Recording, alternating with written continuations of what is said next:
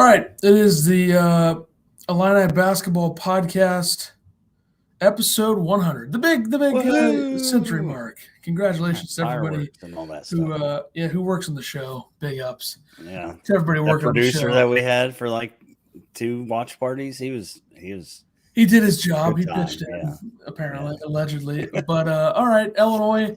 Be nice to be coming off of a win for this episode, but they're not. And Yeah. I think there's definite reasons to be concerned. But I also think that some people may be a little bit more worried than they should be. But I think there's certainly real concerns with this team. Losing at Rutgers 70-59. Here's the thing. You look at the numbers. We talked about it in the preview, episode 99. Shout out to that episode. When Rutgers is good, we were talking about Purdue before we started. That's why I said that. When Rutgers is good, Illinois simply does not win there. Yeah. Every time they've lost there, it's been when Rutgers is good or Illinois is bad. Now this time they're both good. 3 years in a row now, pretty much of that. So they just didn't. Rutgers is a hot team.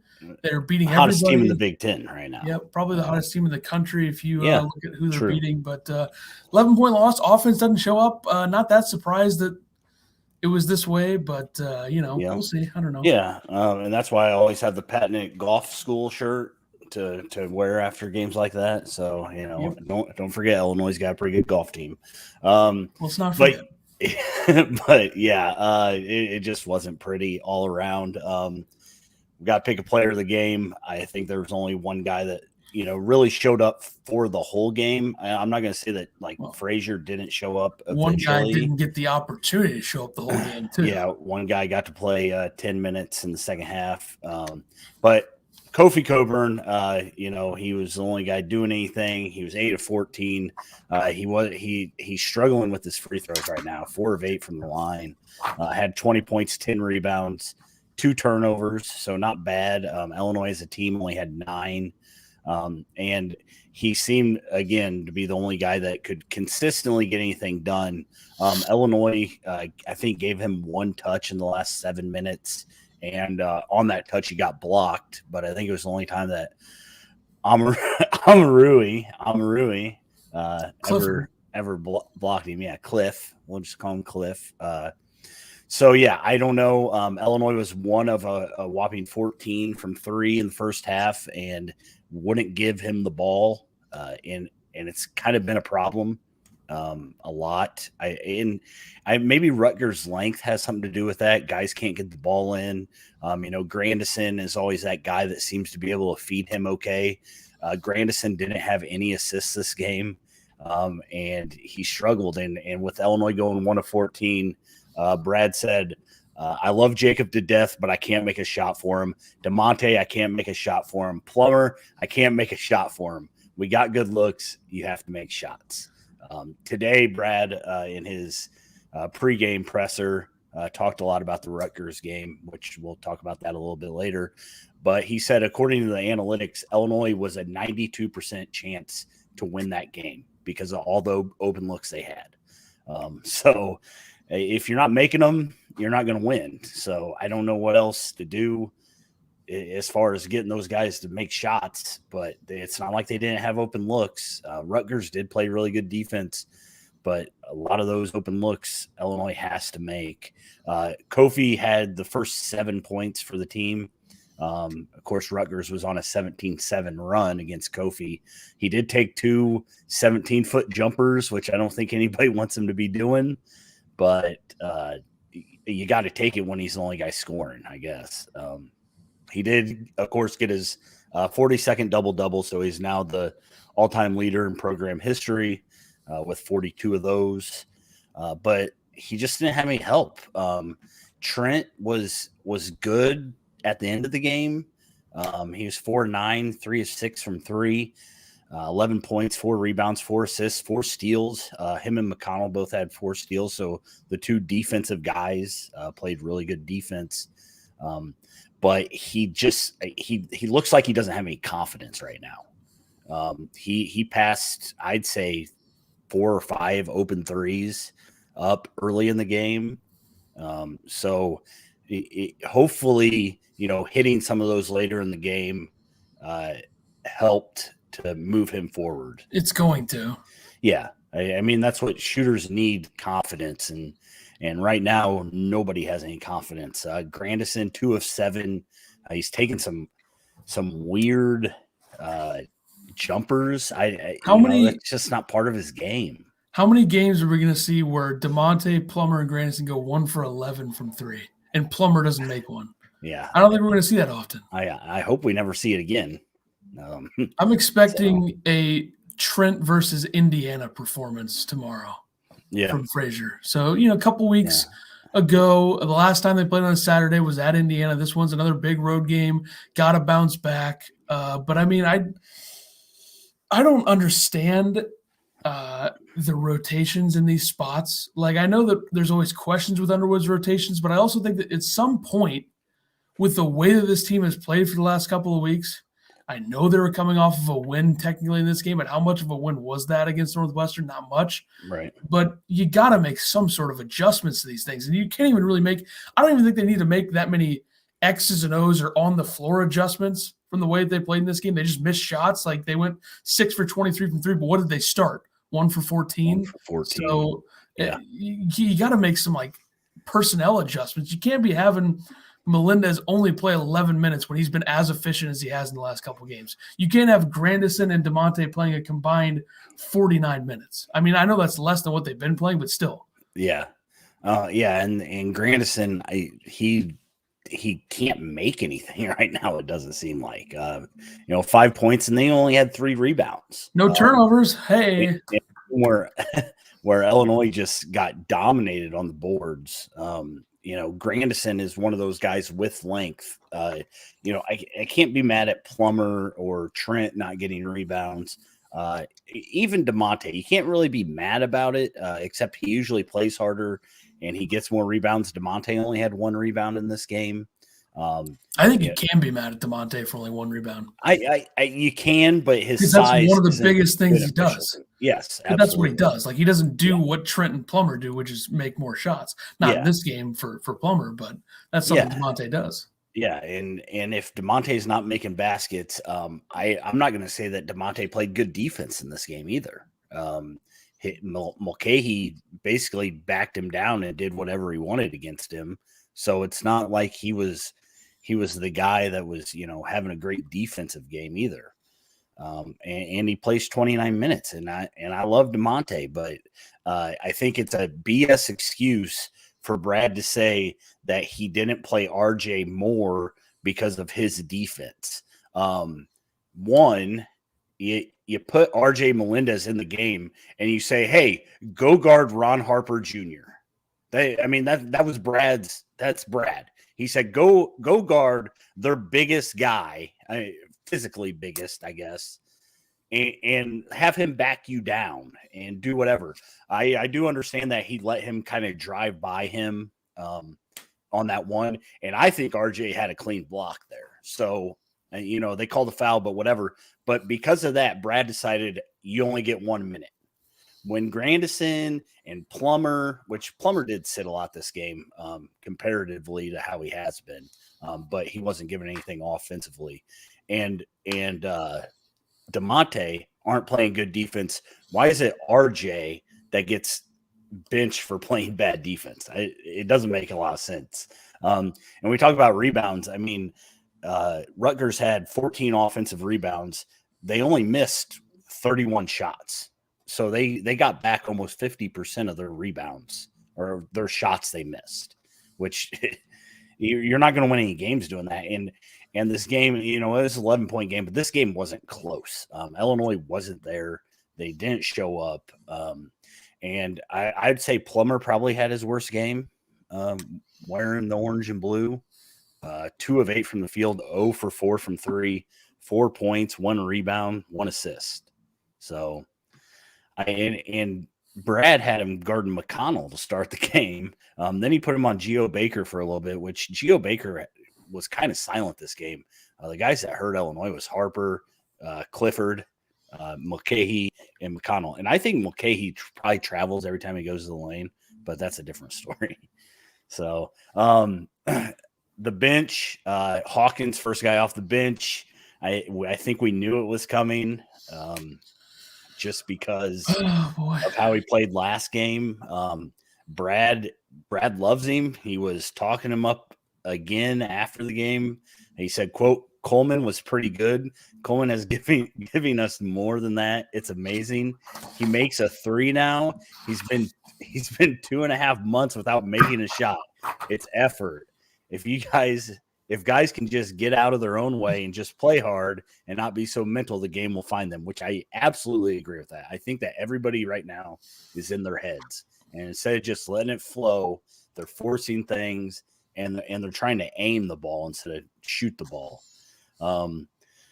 But Hawkins played 17 minutes. Why don't we just lower the bar as much as we can for him? That's pretty much what Underwood's saying. Yeah. He had 3 rebounds, assists, a steal, a block. He seriously came in the game. I think maybe he didn't box out or something, and he immediately got benched. But it was basically the last 6 minutes when Illinois kind of made that run towards the end. It was Hawkins, RJ, Kofi, Curbelo, and Trent is kind of who made that run. So I guess, he's got to give him praise because that's when Illinois actually did something. But yeah, I just think it's not good when a guy like RJ is playing so well and you bench him because of defense when your team's not playing good defense as is. So I don't know. Curbelo, 19 minutes. He was 1 of 6 from the field, 0 of 2 from 3. He did have one that was basically in and somehow popped out. Illinois just couldn't make anything. He did have a really nice alley-oop to Omar Payne. But, he had 3 turnovers, which was a third of the team's turnovers. He was good, but he still is doing things that he shouldn't be doing, I guess. He took one really bad shot that I think hit the side of the backboard at one time. So, do you think Brad shakes it up and starts somebody new? I actually think he does, yeah. I don't know what he's going to do, but it certainly seems to me like Grandison would be the one that would get taken out of the lineup. And who do you think starts for him, though? Hawkins? If we know Brad as well as we think we do, yes. Okay. But he could shock us and go with RJ. Yeah. Brad said after the game, and a lot of Illini fans were not very happy with this about RJ. He said he was terrible in the first half, awful. I couldn't keep him on the floor. He literally stepped aside for Ron Harper Jr. and easily missed a block out. He needs to learn as a freshman that those things are important. He played 1 minute. I don't know how you call a guy awful when he plays 1 minute. He also added that RJ has to learn about the physicality of the game. I got on him early, and he really rallied late there. He is one of those guys we have on the wing that can beat somebody off the dribble. So, yeah, praise and, a little knock to him, I guess. He literally won't say anything bad about anybody who's not a freshman. If you're a freshman, he's going to say that. And he's way harder on his freshman than anybody else. And It's ridiculous. He would never say this about Hawkins. And Hawkins, 80% of the games that Hawkins has played in this season, he's been 100 times worse than what we saw from RJ early in this game. Yeah, and I guess my thing is, you play him 1 minute. If you're mad at him, you sit him down, you chew his ass out, and then you put him back in. You tell him what he did wrong, and you put him back in. He played 1 minute and then plays 10 in the second half because Melendez magically is doing really well. I think Ant Wright shared this. Melendez has 32 points, 10 rebounds, 4 steals, and 2 blocks in only 37 minutes in his last 3 games. DeMonte Williams has 9.7 rebounds in 80 minutes. I mean, to be fair, DeMonte does do different things. DeMonte plays defense. But also, I get it. Yeah, they got to change. You need, but in this game, Illinois didn't need defense. They couldn't score. They had 4 points. This game came down to rebounding and making shots. They had 4 points in the first 9 minutes of the second half. And Rutgers is a team that will give you opportunities. They had 14 turnovers. They will give you chances to do stuff. And like you said, the second chances that Rutgers got on offense killed them. It's not like Rutgers – you could probably say Rutgers played their worst game out of the last few that they've been winning in this game. Yeah. And also, you remember what got a spark for this team last year? Grandison starting. So maybe if you throw somebody like RJ in there, spark the team a little bit, because Illinois – what was Illinois' record when they started Grandison last year? Did they lose one game with him starting? I think so, yeah. So something like that. Change something. Give a little spark. Yeah. So I don't know. They didn't show up. Rutgers was ready to play.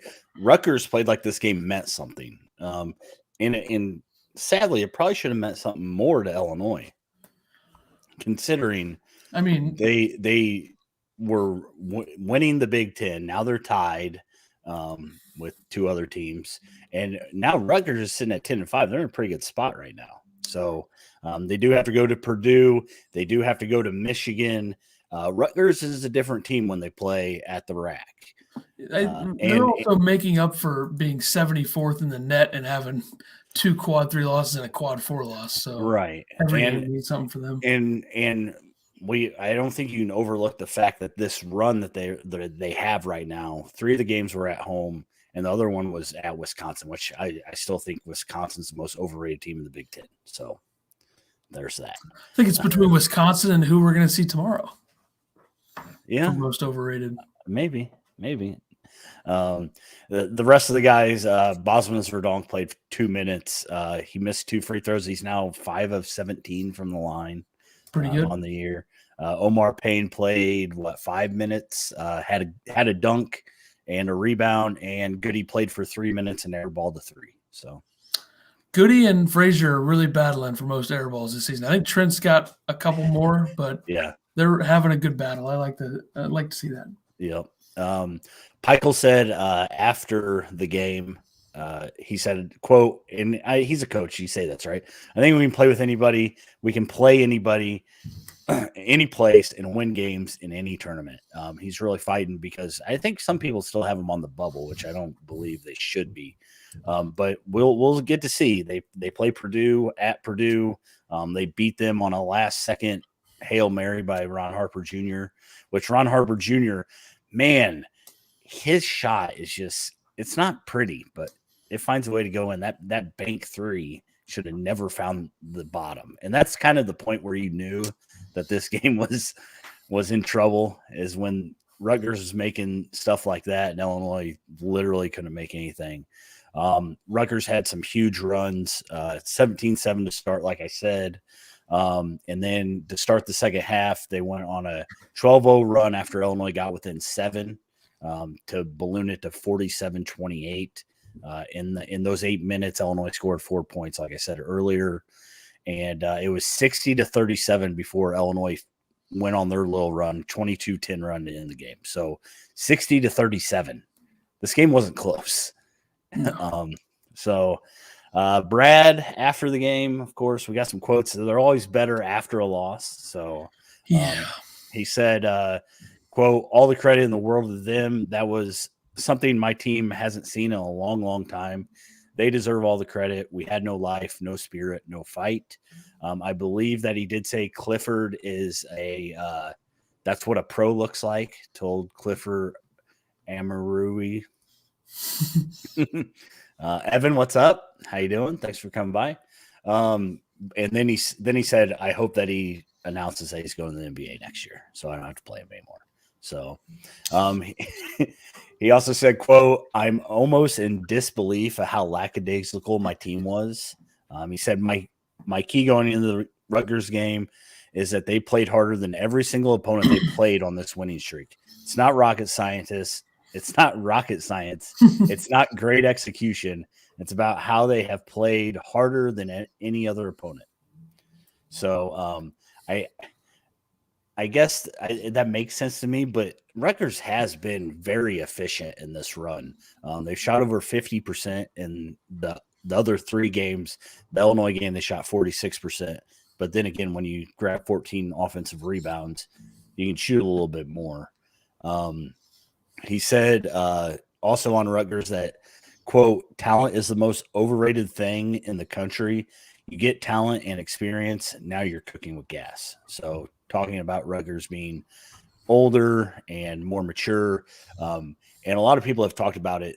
I don't think there's anybody in the country on a team that players have developed the way they have this year with Rutgers. Clifford's way better than how he started the season. I talked about that last podcast, that he was going to be a key. And now I don't think that he outplayed Kofi like people want to say, but he did play with Kofi. He was just as good as Kofi, but he did get a lot of his points when Kofi was on the bench, and vice versa. Kofi got a lot of points when he was on the bench. So you didn't see that matchup very often. But Brad also said that, quote, that's a team that's capable of making a good run. They're playing harder than 90% of the competition I've seen on film. They're playing their ass off. We didn't match the fight until the last 5 minutes of the game, and I guess that's on me. So Brad did take credit for Illinois not showing up. I mean, you have to, but also it says a lot about the players, I think. Mm-hmm. You just came off of a game where you won, but you were horrendous in the second half, and that was off of a game where you got embarrassed by Purdue in the second half. They showed that stat over the last 2 quarters or halves. Illinois was like 2 of 30 something from 3 because the second half of the Northwestern game and then the first half of this game. They finished 5 for 9 though in this game. They did. Trent finally started shooting, and then RJ had one, and your boy Coleman Hawkins had one. So boom. That's good. Today, Brad, after thinking about the game a while, came into the presser and started with, quote, that pisses me off. That's bullshit right there. We got punked. They took it to us. So he also said that it hurt his soul at the Rutgers game to feel like they played harder than my team. That doesn't happen very often. How many times have we heard it? We've heard it at least 5 times this year, I think. Yeah, that's a good number. So, yeah. It's happened, 5 times. I guess that's not very often. I don't know. So he also said that, on to the next game, as you do. They're playing teams in February that are fighting and clawing to get to the tournament. So you have to fight just as hard. So he didn't seem as upset about the game after the game as he did today. He also made some mention about going to Pizza Hut and getting their butt kicked by Rutgers. And apparently back in Brad's day, that's where they used to fight. He said back before they started shooting people, whatever. All right. Brad's saying there. And then he told everybody that he'd be at Pizza Hut, in 2.5 hours if anybody wanted to meet him. So apparently he wanted to beat somebody up after the presser. So, but yeah, it was just, we both didn't expect them to win this game, right? I mean, Rutgers was hot. You're going to the rack. We almost guessed the score right, even though it shouldn't have been an 11-point game. But Illinois I don't even know if it's that they didn't show up. They just didn't make any shots, right? I mean, 1 of 14. If they shoot 40% from 3 or 30%, that's 9-12 points right there. And maybe if you're not making the 3, then you're like, whoa. Give it to the National Player of the Year candidate. 7 feet, 285 pounds. When you live by the 3, you die by the 3. What's up, Steve? That's the thing is Illinois doesn't have to. Yeah. They don't have to live and die by the 3. That's the thing. They have a 7'1", 300-pound guy in the middle. They don't have to. People have this notion, maybe people in the national media people, that Illinois, if they can't make 3s, they can't win. And this is a game where you're pretty much giving them a win. You're saying, well, maybe that's true, but it's not. Like they have so many other ways that they can score, and it's just. And when Illinois went on their runs, even the guards were Plummer got in the paint and Trent got in the paint. Literally everybody in the team has shown a capability of scoring from inside the 3-point line other than DeMonte. Yeah, and well, I don't know if Grandison. I mean, cuts and little lay-ins, and he's made some mid-range. I'd say jumpers. I'd say Hawkins didn't have a bad game. I'll say I don't think he was that bad. I don't know why he decides to shoot 6-foot floaters instead going to the rim, slamming it on somebody's head, and then he can talk all the shit he wants because that's what he loves to do, right? He loves to just jaw and jaw and jaw. Well, do something to jaw about, and then I'll let him pass. So they all need to go to the gym and shoot 300 shots a day. I'm sure they're shooting their butts off. Coleman Hawkins tries to talk like Michael Jordan, but then he plays like Coleman Hawkins. I mean, that's the problem. You're not wrong. You're not wrong. So I don't know. You move on. You wipe that away. Brad, I'm sure, has chewed plenty of asses. The only problem is you got to go in to East Lansing and play Michigan State. Yep. I mean, this is both teams coming off of a loss. Yep. I don't think he was that bad. That's fair. That's probably the first time I've ever said that about Hawkins. Yeah. And even when he was dropping like 20 and 10 or whatever against Arkansas State, I wasn't.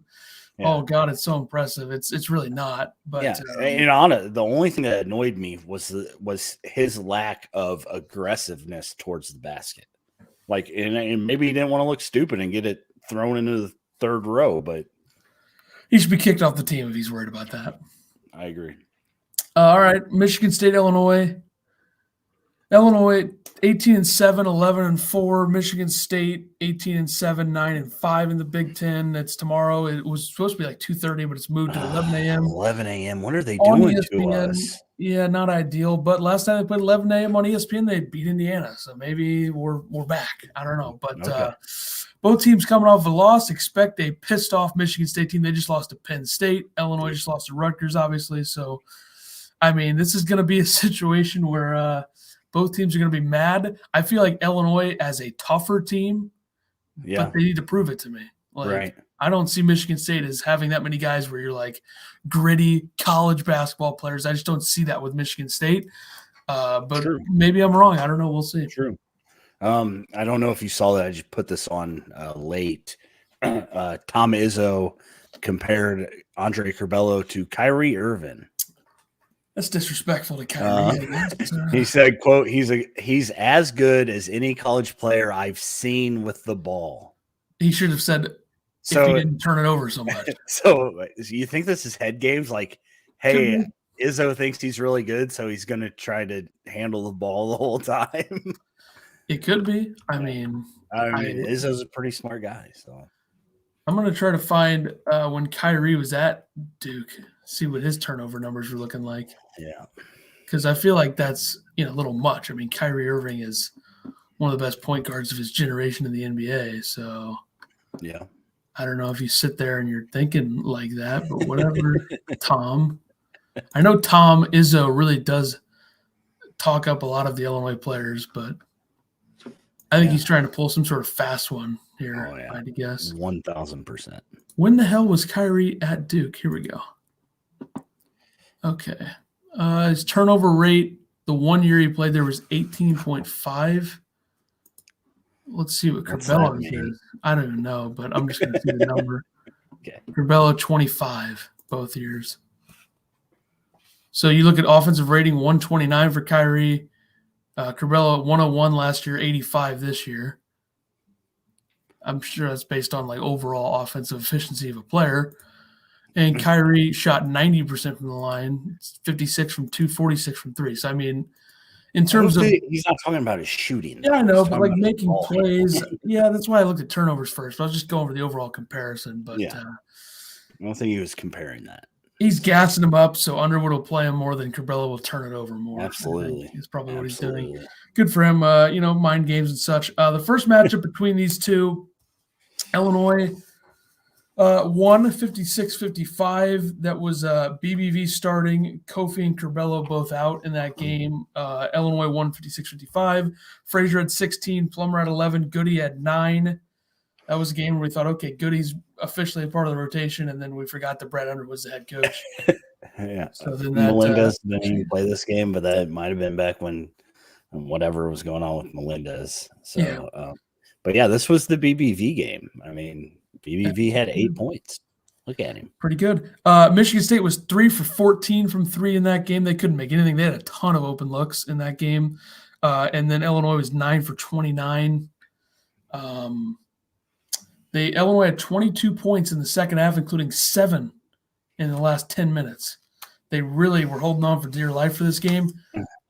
3 for 7 from the free throw line, 14 for 17 for Michigan State. But Malik Hall missed a free throw late to end the game, could have tied it. And I don't think Illinois wins in overtime. Yeah, you're not wrong. We talk about Frazier's shooting. He was 2 of 10 from 3. So I know Illinois' got to find a way to put the biscuit in the basket, as they say. I mean, there was literally no way that you look at this game and all the stats and think that Illinois wins, like the last game when they played. 41 to 27 rebounds for Michigan State. Michigan State had 11 turnovers. Illinois had 7. Michigan State had 9 assists. Illinois had 14. Illinois was up 15 with 14:21 to go in the second half. And then in the last 14 minutes of the game, Illinois scored 14 points. Michigan State scored much more than that, 20-something that I can't count. 28? Yeah, that's about right. Steve says, I think they need to change lineup. Melendez should start and play more through him, in my opinion. Also, Curbelo over Plummer. Yeah, I can't do that. Yeah, I don't mind the Melendez start, but I don't know if Curbelo needs to. We can't have that, no, because Curbelo just needs to come off the bench. Evan disagrees. And also, like, why is Frazier always running point?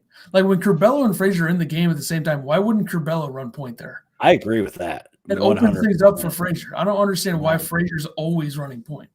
Yeah. You're taking the strength of a player and not using it, and then you're taking probably what kind of, like, Trent is fine doing it with the starting 5 and early in the games and late in the games, but like the other 20 minutes, 25 minutes, he's probably not the best guy to be running. Well, and that's and the biggest thing about that is Curbelo's not an off the ball guard. I mean, he's not going to knock down shots like Trent can.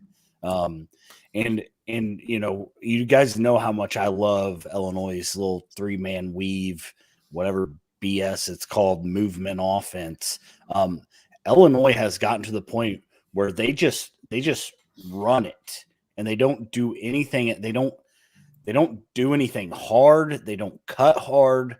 They don't do anything to make that movement beneficial.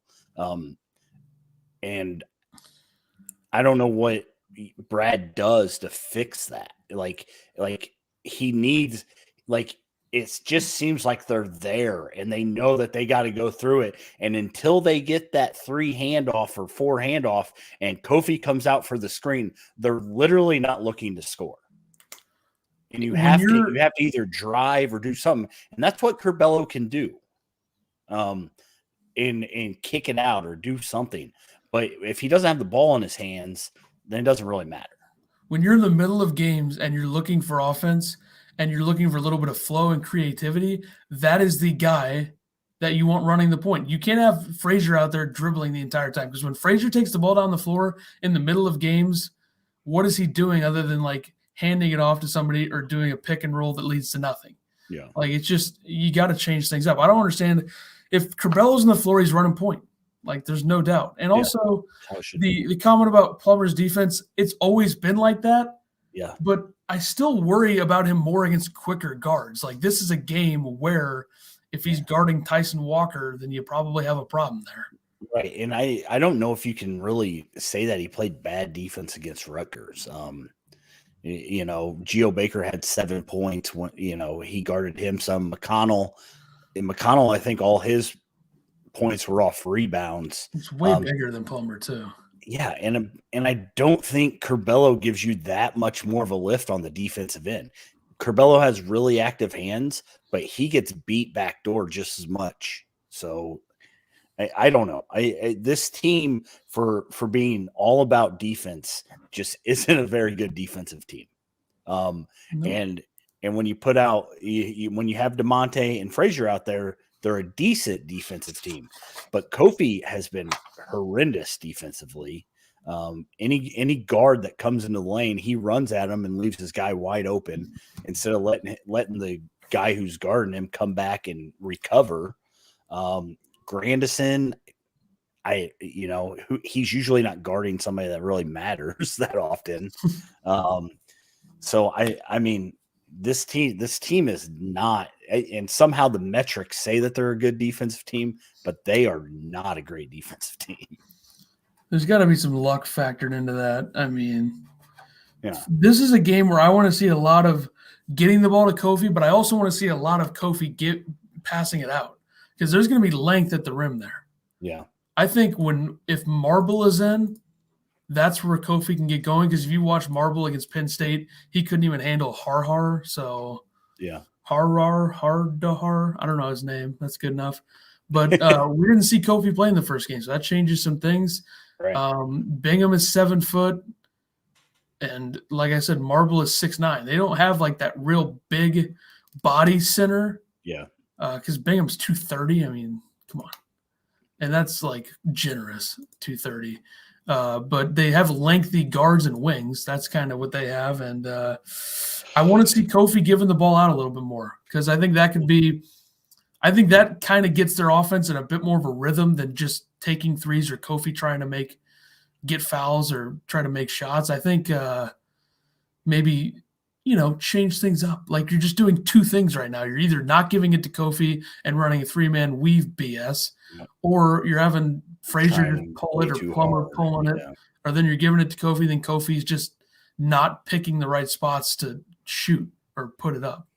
So I'd like to see some changes there. I don't know if that's going to happen, but it would be ideal. And I think the big question here is what do you think if you had to guess right now, what will the lineup be? I'm gonna go with Kofi, obviously. It's a safe bet. Frazier. Yep. Those are the two guys that are safe. Yeah. That's it. For some reason I think that Hawkins is going to start over Grandison. And then I think you have Plummer and whoever else starts. What if it was Frazier, Plummer, Hawkins, Melendez, Kofi? There's no shot. Because you're countering the size there. There's no shot that he's starting. See this right here? This is the official lineup card. Okay. So I mean, I would be okay with it. I just don't see Brad doing it. You go what's Frazier listed as? He listed at 6'2"? Brad's scared of hurting somebody's feelings. 6'2", 6'1", 6'10", 6'7", 7. You got the size there. And you have some offense because Melendez can score. We know what Kofi can do. Frazier and Plummer can score. Yeah. Hawkins is a complete liability, but that's fine. I don't think starters matter. Yeah, I mean, but you don't want to in a building like the Breslin Center tomorrow. You do not want to be down like 20 to. You don't want to be down 20 to 10. Yeah. And I don't think Underwood's going to take a timeout in the first 5 minutes either. By the way, unless it's like never takes a timeout. And what if it's Nets Celtics from a few weeks ago, 28-2 Michigan State? Do you think he takes timeout? Probably not. Only down 26, not bad. Play through it, boys. But Evan thinks it'll be Kofi, Frazier, Plummer, Melendez, Hawkins. Yeah, it's official lineup card. It's right there. Yeah. So then you go off the bench. I'd love to see it. I think that he needs to do something. Your first guys are Grandison and DeMonte off the bench, and then Curbelo. And then does he go back to BBV like we saw BBV get more minutes against Purdue because of the way he played the first time? Maybe. I'm going to write BBV/Payne. And BBV will play 3 minutes. Goody, another more than he usually does. Goody, another guy who had a good game in the first game. I think he'll have a chance to play non-garbage time minutes in this game. Yeah, Brad likes his matchups. So he's big into what happened in the first game too. Yeah, and he apparently thinks Goody's a pretty good matchup against Michigan State. So I mean, he's a lengthy guy who can guard their taller wings. Like they have Hall who's 6'8", they have Christie who's 6'6", they have Hauser who's 6'9". They're a lot like Rutgers with the size, but I mean Rutgers just you think Pods gets any time?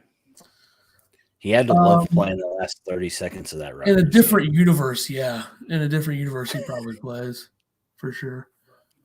I I think mean, my thing is like Brad talks about how good a shooter he is and how he hasn't missed a shot in practice in 8,000 days. And then when the team is literally 1 for 14, you just can't throw him in to see if he can make one. you can't do that. No, it's illegal, I guess. Okay, numbers. Everyone would like to see Pods for a spark off the bench too. He's really good from 3. See, me and You Evan just know stole what that from we're him, I'm talking sure. Numbers. All right. about. Wasn't even looking. Illinois offense, 24th. Illinois defense, 24th. Michigan State offense, 34th. Michigan State defense, 49th. Not great. Turnover percentages, Michigan State turns it over more than Illinois somehow. So that's a big factor here. They make a lot of unnecessary turnovers. Yep. I think big thing in this game could be free throw percentage. Illinois is 200th. Michigan State is 32nd. So Yeah. Izzo works the officials well, like you said. That could be an issue. A little home cooking for the Spartans. That could be a problem, I suppose. And I think Michigan State. This is kind of like the game last year where they needed to win. They've been playing bad, and I feel like Izzo's going to have these guys playing not necessarily good, but they're going to be playing hard and muck it up, as Tom Izzo likes to do when his team's not as good on paper against another team. Yeah, they were 5-9 in the Big Ten going into the Illinois game last year, and Illinois was coming off of 7 straight wins going into that game. That was an ultimate trap game for sure. But this time, Illinois is going to be coming off of losing 2 out of the last 3, right, or something like that. It's a pretty high number. Yeah, they've lost 2 of 3. All right, we'll see. I mean, hey, what can you do? Michigan State's lost 3 of 4, so. Yeah, but also Michigan State's just not that good, you know? I feel like if they couldn't show up for a road game at Penn State when they had lost 2 of 3 going into that game, they got some problems, and their metrics are not good. The only metrics where you look at Michigan State and you say, okay, assists, 3-point percentage, free throw percentage. That's it. Offensive rebounding percentage, pretty good too. Other than that, it's pretty ugly for what you normally expect out of Michigan State. It's been like that for a couple years now. Yeah. The year that got canceled due to COVID, they were very good. They were number 7 on KenPom that year. And then now, here we are. And I don't know when the last time Illinois won there, but I will get that stat for you. I think Izzo is 1 win away from matching Bobby Knight. So it'd be nice to keep him away from that for another game. That would be something that is nice. Illinois all-time 61-64 against Michigan State. The last time they won at Michigan State was 2015, February. They won by 5. And a shout-out. 7 years. Malcolm Hill, 19 points. Yikes. Kendrick Nunn, 14 points. Nana Egwu, 12 points. Egwu, 2 for 3 from downtown in that game. How about that? Illinois made 5 threes. He made 2 of them. Wow. Ahmad Starks had 2 threes. I don't even remember him. 5'9". Jesus, what the hell are we doing? So let's see. This is 1, 2, 3, 4 games. They haven't won in 4 games. 4 straight losses there. They lost by 11 last year, 20 the year before that, 20 the year before that, and 25 the year before that. So, yeah, not good. But, hey, 2014 and 2015 they won there. So it's either going to be a blowout or a win, I think. Okay. Safe to assume that. And that's where we get to the predictions, where apparently you're negative again. Yeah, I'm not going for a blowout, and I'm not going for a win. I just think Michigan State, like I said, they're coming off 3 losses out of their last 4 games. Izzo has to be just going crazy right now. And I think Illinois might shoot a little bit better. I just think Michigan State's going to want this game more once again, and Illinois is going to get out-wanted for a win. And I got Michigan State winning this 74-71. You can want to win as much as you want, but you're not going to win. Okay? Yeah. Illinois is going to win 69-65. Here's why they're going to win. This is the perfect. You want to talk about spots and like letdown spots, all that stuff? No. Here's the spot. Yeah. This is a how good is Michigan State? Are they going to get a tournament bye spot? This is what this is. Because if they keep losing, people are going to say, okay, they might be a first four team again like they were last year. This is a game where that they lose at home. Everyone's going to freak out. And then after that is when they'll bounce back. They'll beat Iowa and Purdue back-to-back games after this. Okay. So this is a perfect spot for – is Michigan State a tournament team? Are they good? I know they're going to be, but, like, people are going to start talking about that a little bit. Because you got teams like Rutgers and Michigan that are coming up behind them. Right. And who said that Rutgers and Michigan had some life in them a couple weeks ago? Might have been me. Probably not you. So, I mean, I was 100% right on that, but whatever. Yeah, I think Illinois went 69-65. Steve's pretty much right there with me. I don't think Kofi's going to score over 30. I think he's going to score 11. He's going to have a bit of an off game because of the length. 11? 11 points, 11 rebounds. Plummer with 21 and a bounce back. Plummer makes 7 of 12 threes. Kofi's got to have 3 big games. That way he can be talked about. Okay, I'll go Kofi. Kofi's 16 and 11 for Kofi. Okay. Frazier's going to have like 22. So that'll get him going a little bit. Hawkins is going to have a massive game. How about Melendez? Does he stay the course? And he's going to have 6 points. 6 points. All from the free throw line? 2 for 2 from the line, 2 for 6 from the field. He's going to be forcing the issue. Ooh, okay. All right. Yeah, all right. So Illinois wins by 4. I was right last time. I picked them to beat Michigan State last time. Without Kofi, without Curbelo. See if I can do it again. All right, Illinois consensus bracketology seeding, which this doesn't make much sense, but as of February 16th, 3.57 was their average seed via like 50 or 60 different bracketologists, as I guess they want to be called or something. But they're pretty much a consensus 4 seed right now. Lenardi has them as a 4 seed. CBS, a.k.a. Jerry Palm, has them as a 4 seed. Heat Check, CBB, which is Lucas Harkins, has them as a 4 seed. They're number 3 on bracket matrix. So number 3 overall of like 100 bracketologists, pretty good. And then Bracketville has them as a 4 seed. Bracketville's number 9. So pretty much right now they're a 4 seed. And I don't think they could drop further than a 6, but you got to win some games here to maintain that 4 or 5 is pretty much no difference. I mean, 5 is a little bit more problematic because you're worried about more 12 seeds and 13s, but yeah. I'm all right with the 4 seed. Evan says if Melendez starts, he's going to have a huge game. Well, good thing Brad's not actually going to start him. So not a shot. No shot. He's starting a freshman. No shot. I agree. But if you have anything to do tonight, well, cancel it because Iowa is going to be playing for Team Gary Payton. So there's probably no good college basketball. All-Star Rising Stars format tonight. So that's 8 o'clock on TNT. There is no good. Like the best game tonight is Richmond VCU. Neither of those teams making the tournament. Who cares? Maryland, Nebraska. Nobody's going to watch that. So yeah, there's really not too much college basketball on tonight that anyone's looking forward to watching. But Iowa will be playing with LaMelo Ball, who did not play college hoops, but quality ball player. Scotty Barnes, who's Florida State. Chris Duarte, who was at Oregon last year. Scoot Henderson. That's a name. Point guard, G League, Ignite.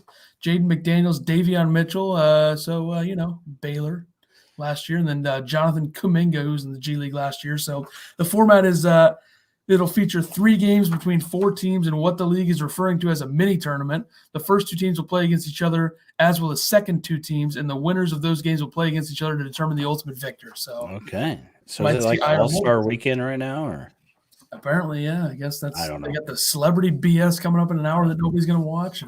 7 o'clock tonight, I will be watching my brother. Mount Pulaski plays for the girls' regional championship against Cerro Gordo. Good luck, brother. Hope you win. Apparently, I'll turn on. What's the line on that game? If you asked him, he doesn't plan. He doesn't think they're going to win. But why would a coach think that? No, because he's superstitious. So if he says that he's going to win, then he's afraid that they're going to lose. But they beat Cerro Gordo by 30 earlier in the season, I believe. But like Rutgers, Cerro Gordo has gotten better as the seasons went on, from what I know. So I can't go to the game, but I'm going to watch it on whatever, NFHS or whatever it's called. So good luck, brother. You probably won't listen to this until tomorrow, but best of luck. Yes. Who is it again? Mount Pulaski? Mount Pulaski versus Cerro Gordo. Mount Pulaski minus 11.5. We're There you thinking. go. All right. I'll let you know what the score ends up. Right. Steve, before we go, has one more thing. Melendez reminds me of Davis in his freshman year. We are going to enjoy him. I agree. He's a better shooter. Yeah. I think Melendez is going to be really good. I just don't see Brad starting a freshman. Maybe send a message. Maybe send a message. Stones. He'll start him and then play him like 4 minutes and take him out. True. Rest of the half. True. But all right. Hopefully Illinois wins. Yeah. And need one to stay atop, right? So yep, even though I picked them to lose, I'm gonna be cheering my butt off. We'll see you episode 101 in the next one. Goodbye.